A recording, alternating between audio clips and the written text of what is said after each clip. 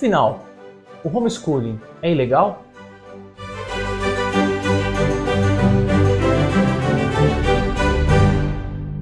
Olá, Maria, pessoal. Meu nome é Pedro Manfrim, sou advogado e pretendo aqui fazer umas considerações breves sobre a legalidade do homeschooling. Afinal de contas, o homeschooling é legal ou é uma atividade ilegal? A gente pode começar a responder essa questão pela geografia legislativa. Então, quer dizer, será que quais características de leis são aquelas características não só propriamente ditas, mas a disposição das leis que tratam sobre o tema?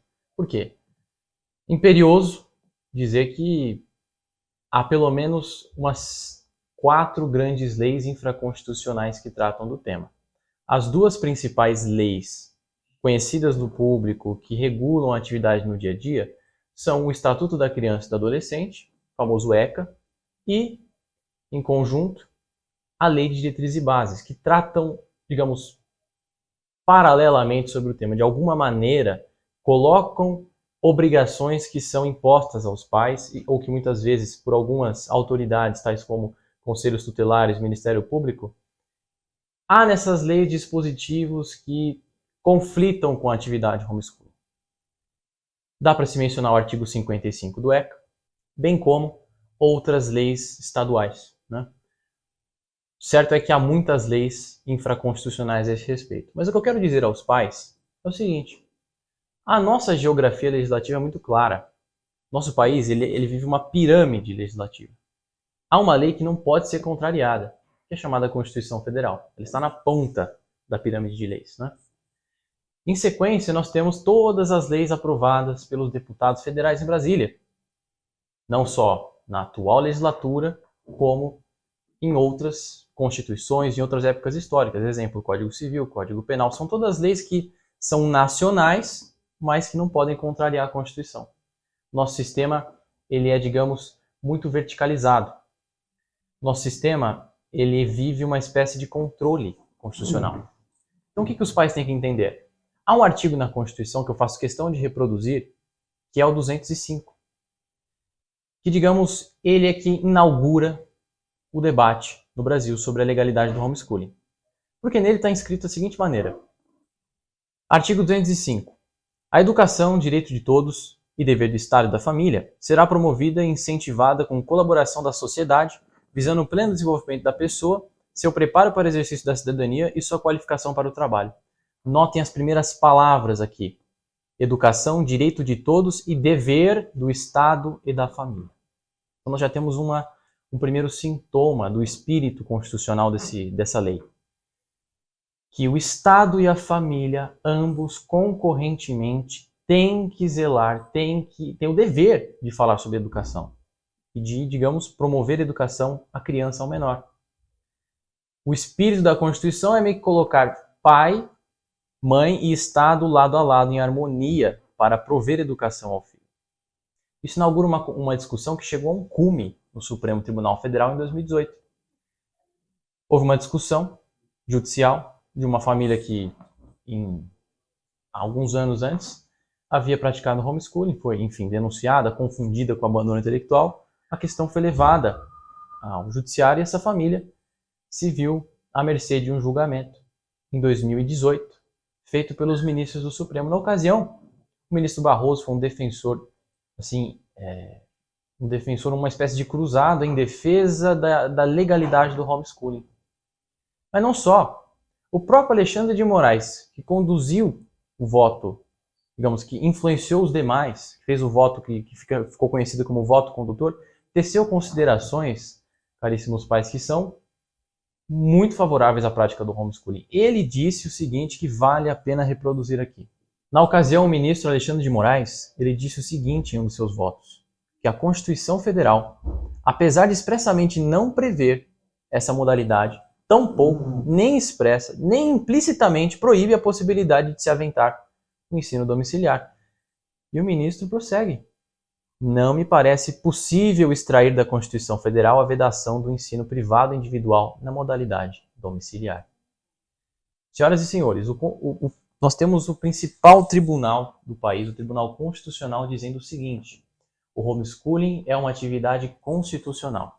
Isso é mais do que dizer que é uma atividade legal, lícita. É uma atividade constitucional, quer dizer, se coaduna, combina com o nosso sistema legislativo.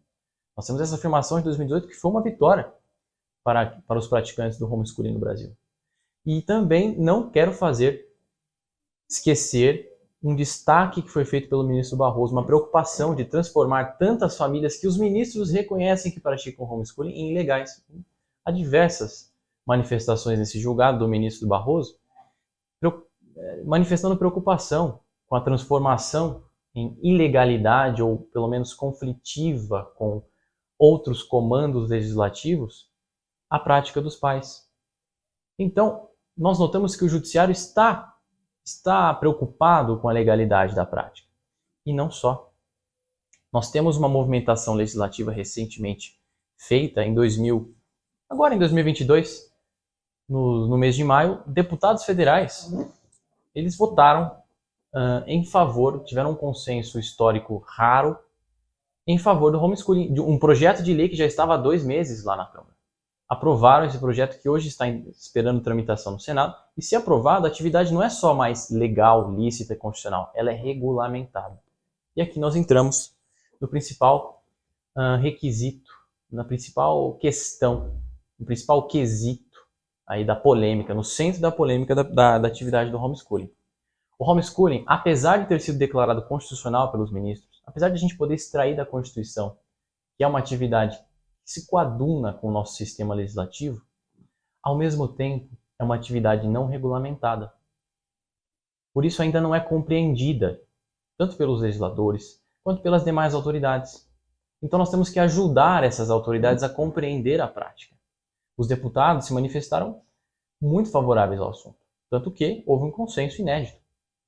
Então, é questão dos nossos poderes compreenderem esse problema que não deveria ser polêmica. Há tantos países que praticam, países que não sequer sabem que há polêmica a esse respeito. Se nós consultássemos um norte-americano aqui, perguntando a ele como que é encarada a questão de ensino domiciliar lá, ele provavelmente estranharia, olharia com muita estranheza para o tamanho da polêmica que fazemos em torno do tema.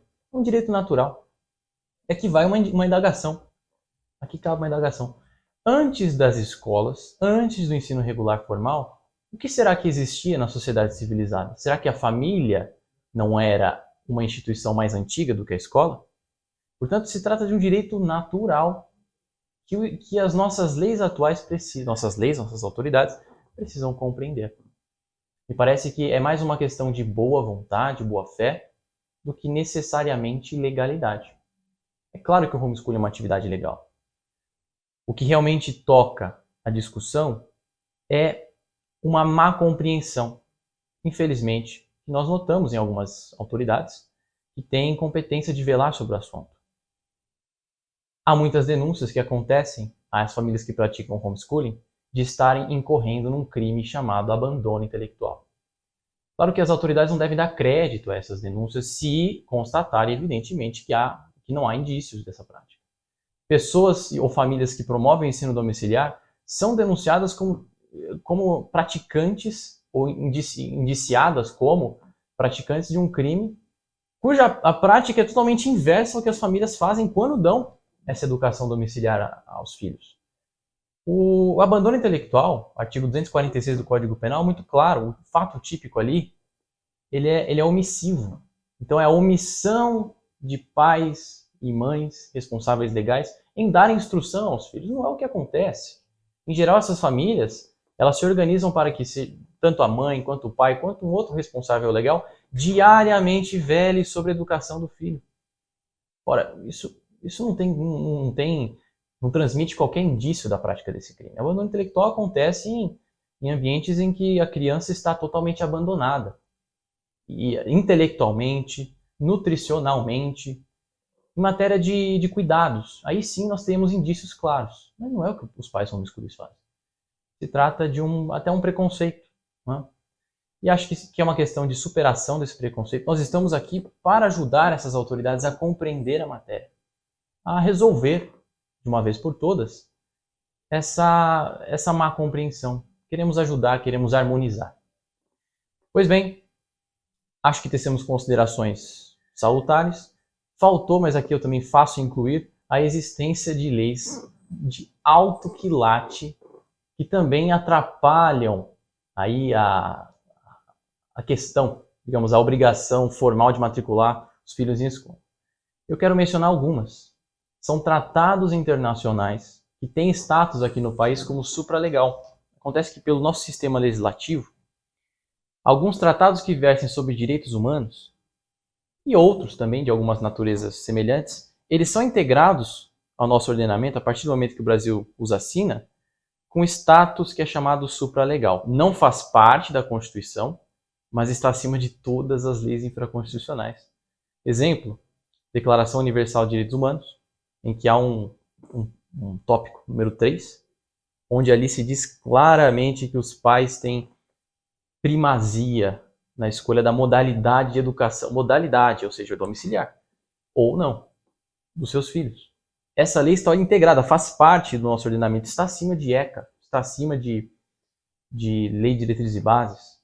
Para não mencionar o Tratado dos Direitos das Crianças, assinado em 1990 pelo Brasil, que fala também da mesma primazia. Então, as leis de alto quilate, de alto valor, protegem a prática do homeschooling. E nós precisamos ajudar a todos a que isso seja compreendido. Então, espero ter apresentado brevemente a legalidade da prática, a constitucionalidade dessa prática.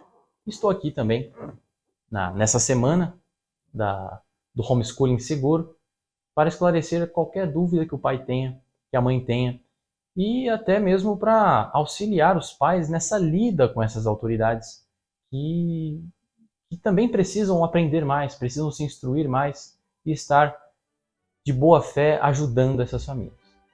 Essa é a minha contribuição, espero ser-lhes útil e também a todos os envolvidos. Muito obrigado e salve Maria!